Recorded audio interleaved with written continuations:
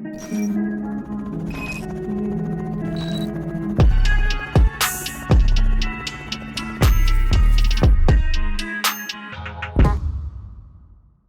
and gentlemen, welcome back to another episode of ChumChat.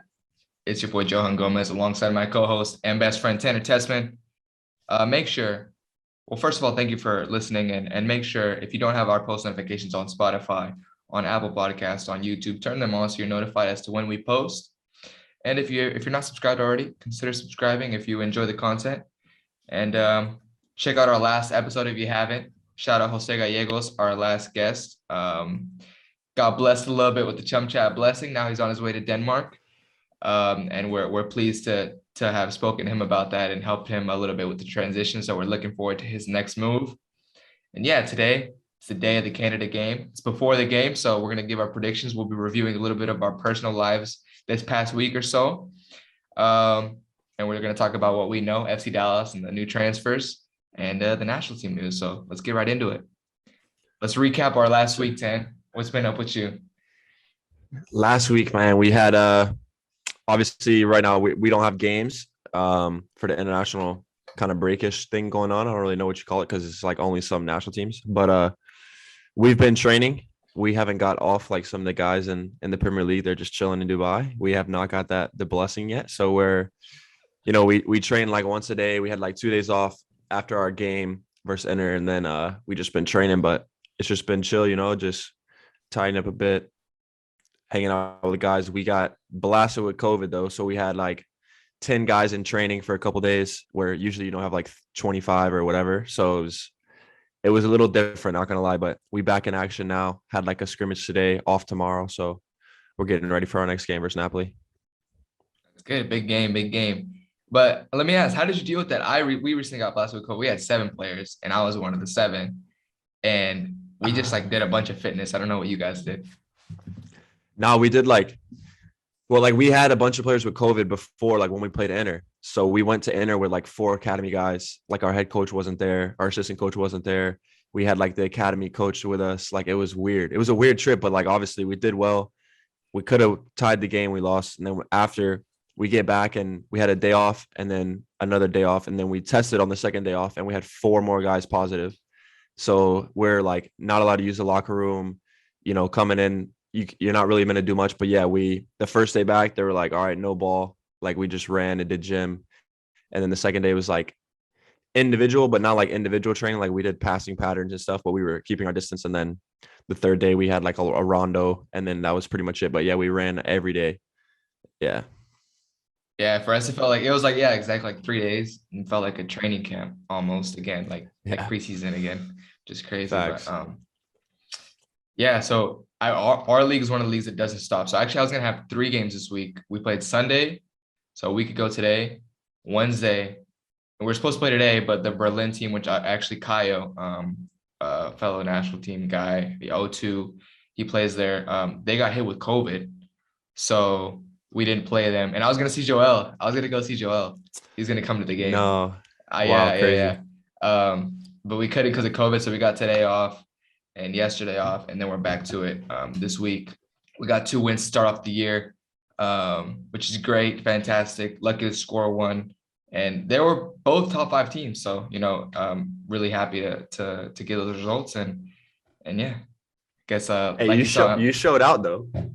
Hey, like you saw on Twitter, the ChumChat blessing. It works for the host too. That's why Tan's starting to get his starts in. I'm scoring some goals, so hey, the hosts aren't excluded from that. It's not just the guests. But yeah, just that's kind of just our personal life. Recently, we'll kind of do that segment every week if we can, if we don't have any guests. But let's kind of transition into some FC Dallas transfers now. The last time we talked about FC Dallas, we got some positive feedback. I know that people like to hear about it. Tan came up with the idea. He knows he's obviously a little bit of an insider, and I'm a little bit of an insider in one aspect of one of the new transfers that came. So Tan, what do you know? What have you heard from around camp? Yeah, so in terms of, I know you guys that are listening, the FC Dallas fans, you can go over to Third Degrees podcast and pay a little bit to listen, but we do it here for free. Basically, I was talking with some of the guys, I won't say any names, but they're saying training camp has been very weird. they haven't had a lot of numbers. Obviously, you have Jesus with the national team. You have Nanu, who's not there yet. Then you have some of the staff, the strength coach, and some of the staff is not there yet, trying to get their green card or whatever's you need to live in the US. They haven't been able to get it yet because of COVID. Everything's backed up, so they haven't had the full numbers and staff they have. So some of the guys are saying they have a bunch of academy guys and younger guys, and what they were saying is like the level of like you have like a starting team, like you have the starters, whatever, and then there's like a massive drop off to like the academy or North Texas guys, and they're just not mixing well. But one of the guys I talked to said, first day, so they had they came and did like tests, whatever. And this is another reason they had numbers out is they had like 6 guys test positive on the first day when they came in to do medicals and stuff. So obviously not like crazy nowadays, like that's just like whatever, you're off. You obviously, some guys might come back with it. And so they came back, and basically the first day they did like gym kind of light stuff. The second day was the first day on the field, and they played full field 11v11 for like 35 minutes, like first day of preseason. So I thought it was wild. Like usually preseason you're small, and then you do like a bit of running, and you build and you build and you build. Yeah, they said first day straight into 11v11 for 35 minutes, bro. And I was tragic. But in terms of transfers, I know one signing that's going to happen, but it's kind of released, but they haven't announced it, is a goalie. Basically, new signing, Antonio. He signed, but first year he plays with MLS Next, and then his second year is with FC Dallas. So he's a bright future goalie. He's a young guy, tall. Yeah, confirmed for sure. So I'm excited for him. He's always been like a nice dude to talk to. Their whole family has been really nice. So I'm happy for him and see what happens, in the future for him. But in terms of new transfers, I know they signed one of the college guys, the draft pick, the center back, who actually has his own golf company. Shout out. I don't know how you pronounce it, like Boge or Bogue, but I'm going to buy some of that for sure. But that's all I know so far. No, but I think he must be a good player, of course, but they picked him pretty high. But I heard some people were a little bit confused by it because he's already like 25 or something like that, like 25, 26 or 24, something like that. Something. Obviously, Yeah. that's not necessarily old, not at all in like a lifetime perspective, but in terms of barely coming to the league as a rookie, it is a little bit on the older side for sure. But center backs, I guess can be older and play center backs. So it's not too much of a big deal. I think center back's definitely a position FC Dallas is going to need in the future. Obviously, we have the GOAT Matt Hedges, who's going to end his career in the next 3 to 4 years, I would say. And then you got Nkosi, who's coming up, who's a solid defender. And then you have Jose Martinez, who injured a bit last year, so you couldn't see his full potential, but you definitely need another center back. And they drafted him 6th pick overall, which is high. I've talked with some of the guys, and he's a decent player, has room to develop, but we thought the same thing about Kosi when he came in, and he was a starter for the second half of the year and was man of the match for a bunch of games. So you never know, but I'm not too sure about the other draft picks, if they've signed any. I think it's just the one so far, but now they're currently in IMG in Florida training camp, having some games coming up. I'm excited if I'm able to watch them, I'm excited to see how they play and whatnot. But yeah, well, speaking of center backs, Che has been a center back, and we're talking about transfers coming in, but obviously transfers coming out also impacts, the transfers that are coming in.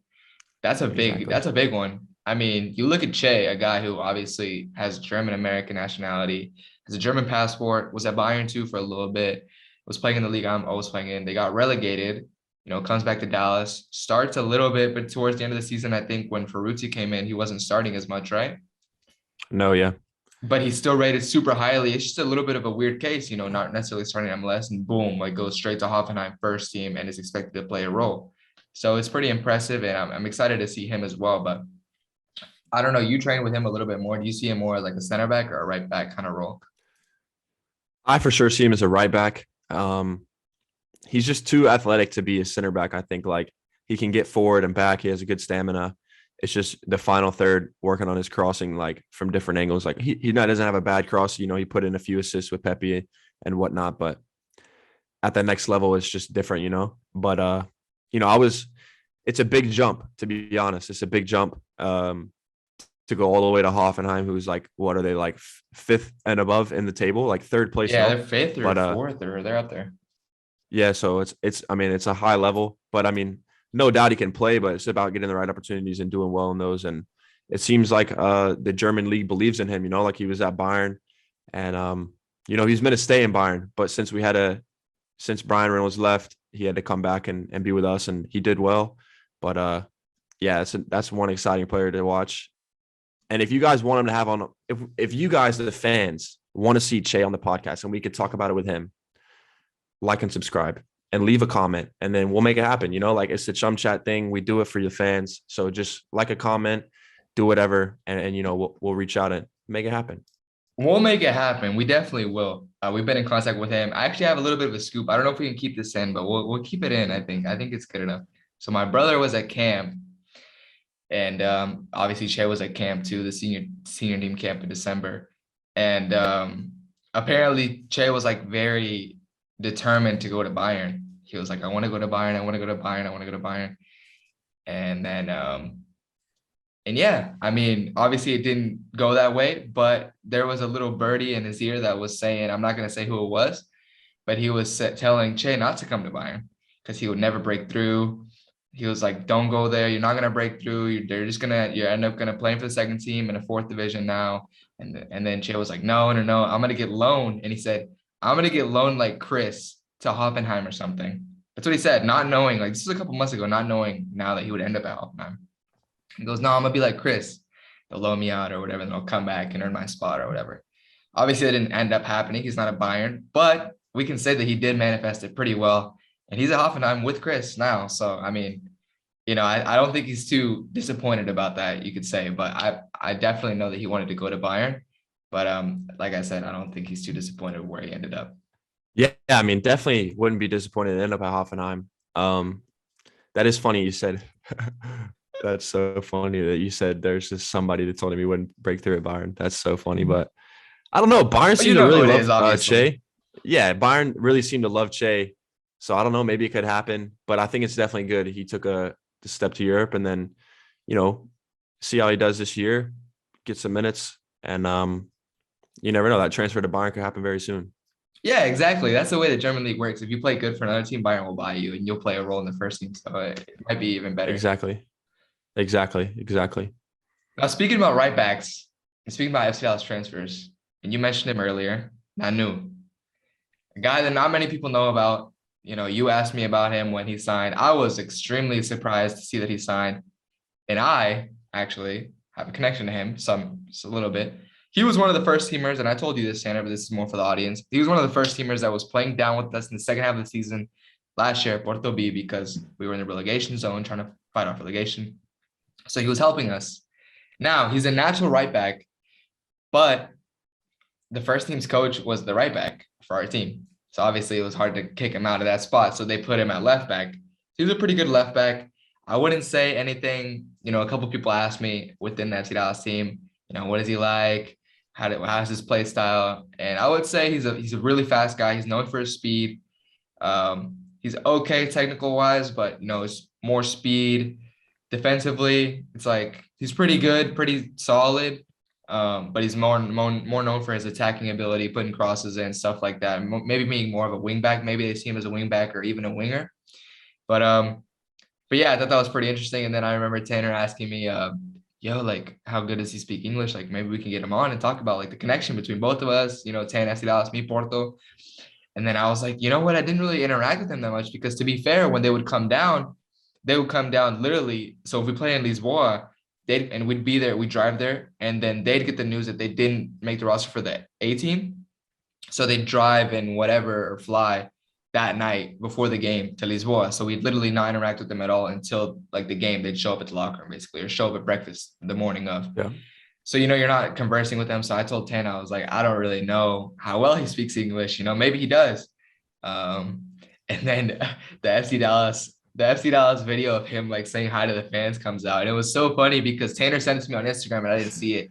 And I saw it on Twitter first, and I sent it to him on Twitter. And we were both like, yeah, we're not having him on, but he could barely even say like thank you to the fans. But I think he'll be a perfect fit for FC Dallas, and it'll be interesting. But yeah, lastly, a big guy, and this is gonna help us transition to our last little topic of the day.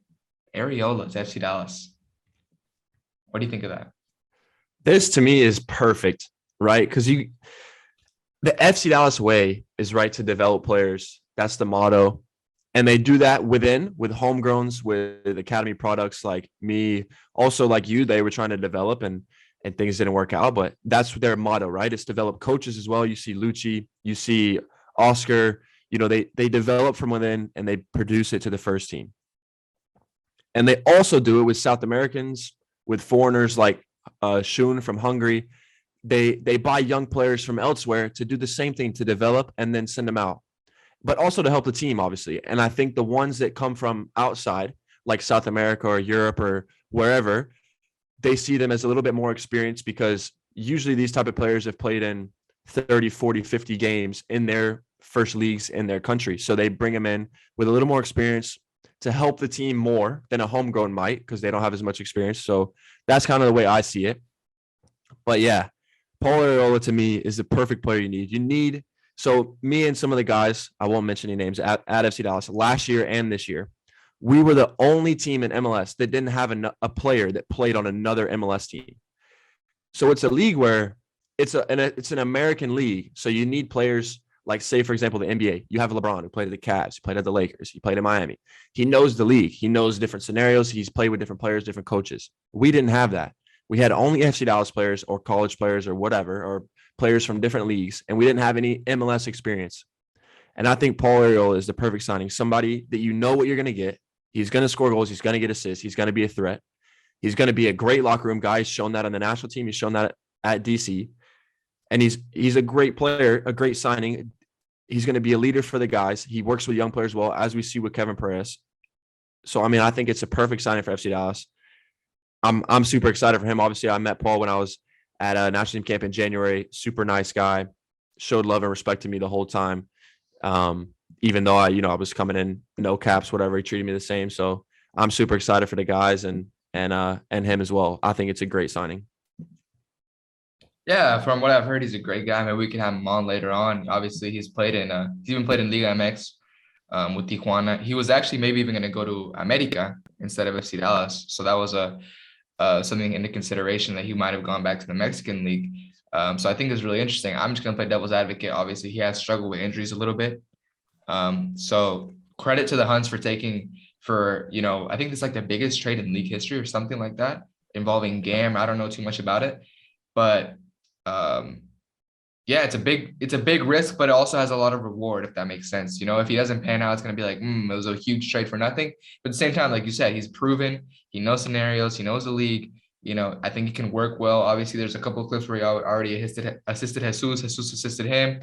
So I think it's perfect to build the attack. And yeah, I mean, I'm excited to see how it works with Dallas.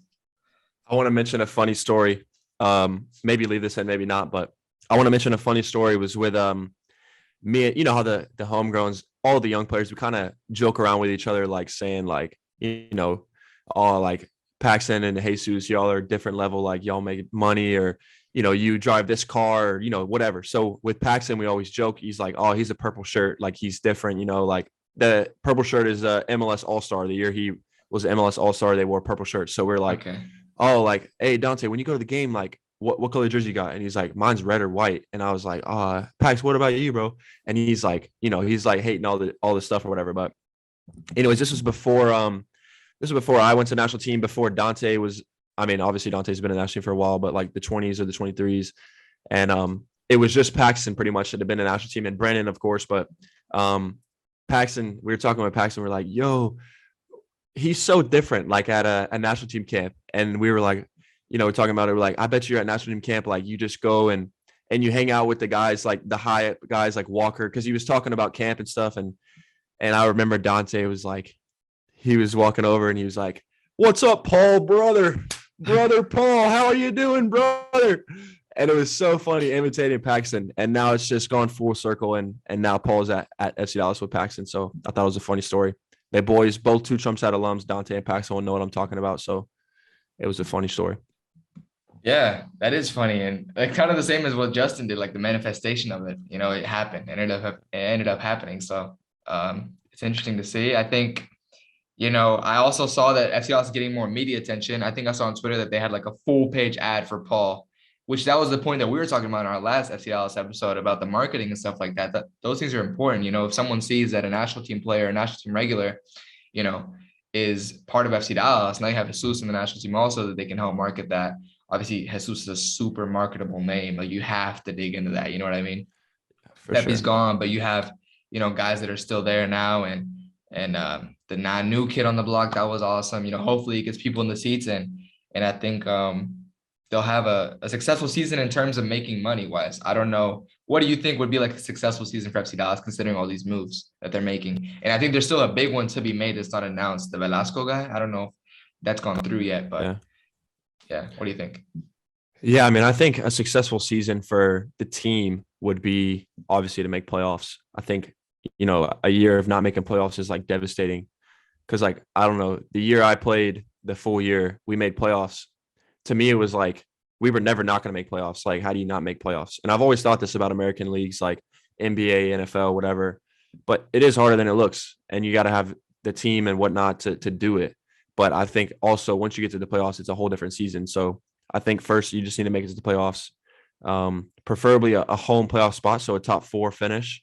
But that's tough with a new coach, a bunch of new players, kind of a new staff and everything. So it'll be tough, but I think it's very doable. But for sure, make playoffs. And then in terms of the hunts and the different people high up, I think it's just getting fans in the seat and interacting more with the community because with COVID, it's definitely different in America. It's way more open up. And I think they need to take advantage of that because other teams can't do this. And it's been missed for 2 years now. So I think getting involved with the fans, having those pop-ups or meet and greets again, get the players back out. I think it'll be massive for the fans and the community to see what FC Dallas can do in terms of helping the community. And at the end of the day, that'll just grow the fan base more for FC Dallas and help out the community that they're in. So I think those are 2 things that we can look forward to.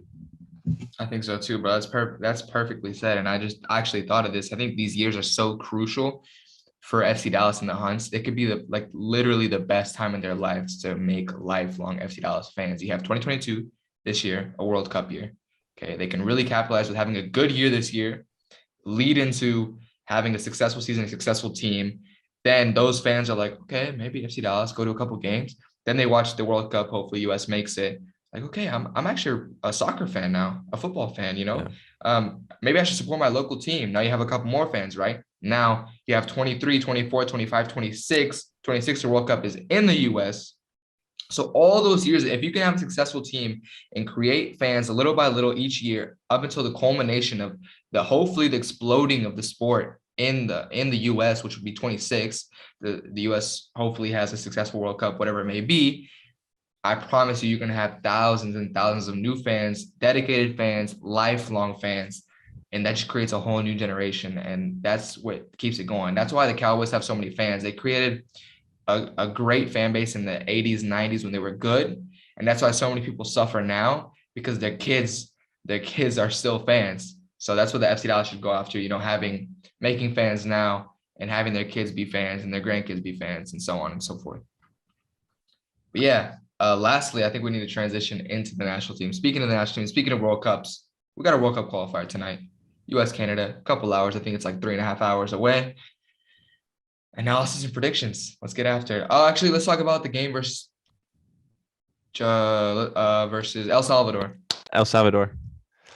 Yeah, so I don't know if I stayed up and watched the game, or at least 70 minutes of the game, 75 minutes. Yeah, I mean, it's a tough game to articulate because El Salvador is a team at the bottom of the table. So you expect to win. And especially the lineup we put out there, you expect to win against any team in CONCACAF, almost.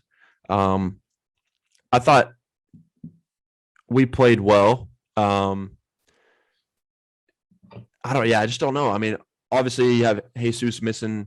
For sure, Jesus should have gone down on the first one. I don't know what he's thinking, trying to stay up. Dog, just if you're listening, bro, just go down next time, bro. And the second one, every striker wishes they could have that one back. But I think if we score one of those, it's a whole different game. I think for sure we win 3-0. But I mean, we got the job done. Players played well. I don't think anybody played really bad. So it's all good takeaways and one to build on. 3 points is massive in a World Cup qualifier. So I don't know. Did you watch the game? I watched some of it. Yeah, I think I watched a little bit less than 70. So yeah, I actually did watch it. I didn't. I think I tuned in right after the Jesus sitter. I watched it later in highlights. Obviously, like you said, as a striker, I can empathize though because not everyone's 100%, and it's a tough ball to deal with. I'm sure he maybe wishes he had gone in with his head or with his left foot, but it happens to the best of us. And I think he played a decent game from what I saw. I thought he played well for sure. Yeah, false nine, kind of just getting people in the attack, and even he got the assist. So yeah, I think it was a solid game. Like you said, 3 points is what matters, and now I think this is the big one, the Canada game. You can go into first place or you can drop points. So yeah, I think a prediction for me for this game. I don't know. It's in Canada. It should be cold. I haven't seen the weather, what it's looking like, but I'm assuming it's Freezing, gonna be pretty bro. cold. Freezing. 3 feet of snow. 3 feet of snow. I don't know, man. It's tough. It's tough to predict these games. If you have Pulisic come out how he did last game, I don't want to knock on him too much because I've seen so many people knocking him already, like unnecessarily. So, it's tough to come from a slump with your club team to your national team. Maybe he feels like he has to do more than he has to when he really doesn't.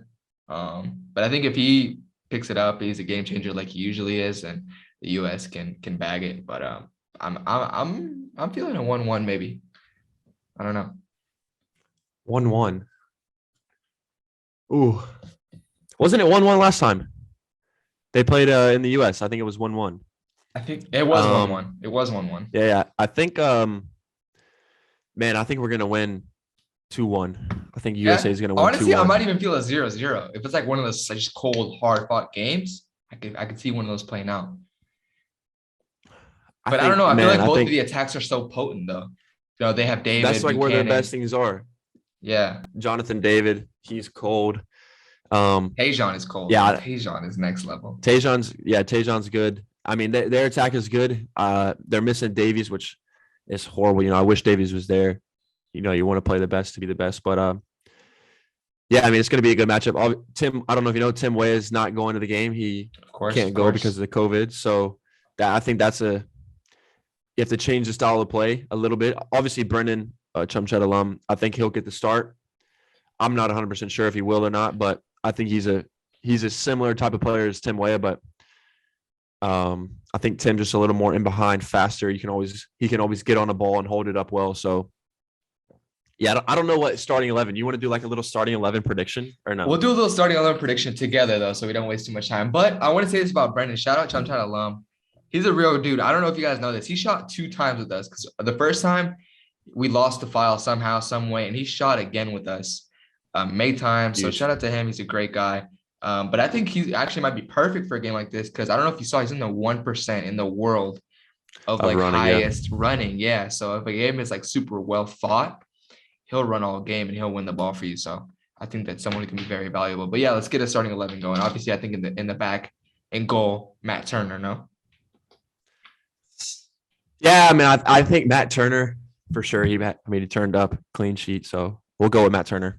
And we'll start from the right. Yeah. Let's start from the left. Let's start from the left. Let's start from the left. Yeah, Anthony Robinson for sure. The goal scorer, of course. I think they're gonna switch Richards out. I think this is what they do at camps. You call players in to make them play. I think Richards played a great game. I think he deserves to start again, but I think I could see Greg putting Miles in the back with Walker. Okay. I just seen a little bit of media posts with Miles in the pictures, so the media definitely knows which players are playing and how it's going in training. So I think Miles is going to start in the back. Although I 100% wish it was Chris, but I think it's going to be Miles. Yeah, double ChumChat alum at the back. You can't complain too much. Clean sheet. Now, if they don't keep a clean sheet, then you ask yourself why you switched up. But obviously, Canada is a more potent team up front than El Salvador, of course. But I don't know. We'll say Miles and Walker. I trust you. I haven't seen too much of that media, but I think on the right you have to go Dest. That's what I'm thinking. I don't know. What other options do you have? You don't have Scally there. You didn't get called up. Who else do you have? You have Lennon. Lennon got called up. You have, well, Lennon's out because he had an ankle injury, but you have Reggie Cannon. Maybe. Yeah, I don't know. You have, I guess you could throw in Kellen Acosta, could play right back, but I don't see that happening. Yeah, I think the real option is either Dest or Reggie. But Reggie is more informed than Dest, wouldn't you say? Because Dest isn't getting that much of a yeah, run for out with sure. Barcelona. No, for sure. But I was expecting Reggie in the first game and then see how Dest does in training. Maybe a swap early, like 30 minutes on, or 30, like he'll play 30 minutes in the second half and see how Dest does, and then start Dest versus Canada. But they started him versus El Salvador, so it's tough. I think Reggie's for sure and more informed than Dest. I mean, obviously he's been playing every game in Portugal. Yeah, but Yedlin also. But he has like a whole club situation going on, so I think he's not really, Yeah, he wasn't on the roster last time, so Yedlin is a good option. I think if Yedlin's on the roster, he'll start. But if not, I think we go with Dest. You got to be secure in the back. The midfield, this is an interesting one. I think it has to stay the same, don't you think? Weston, Tyler, sure. and Musa. Yeah, I mean they're pretty solid, all three of them. So I think they all balled out. One conclusion there, and the forwards is where it gets interesting. Definitely super interesting, actually, because now you have both of the nines for FC Dallas guys, two guys that we know. There's a bit of a debate there. You have Zardes, who is a great favorite. He subbed on last game. Pepe didn't. So, and then you have Christian Pulisic, who was the first sub off, didn't have the best game he wanted, not in form with Chelsea. Massive game. You keep pulling off in these games, though. Do you keep pulling off in these games? That's what I'm saying. It's definitely tough. I mean, you see Jordan Morris subbed on and Brendan Aronson subbed on. So could we see Morris? I think for sure we say Brendan Aronson. I think I want to lock in Brendan Aronson. I'm locking in Brendo. I'm locking in Brendo and Pulisic, honestly. Okay, and I think Brendo it's in the air for Pepe like and Jesus.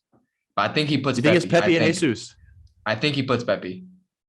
I think he put Zardes. Really? Yeah, bro.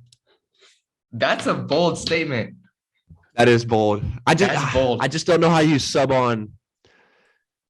Like Pepe didn't even play last game, I think Pepe's more informed, but he's going through a little difficult spout with obviously the transfer, and it's not easy, as you know.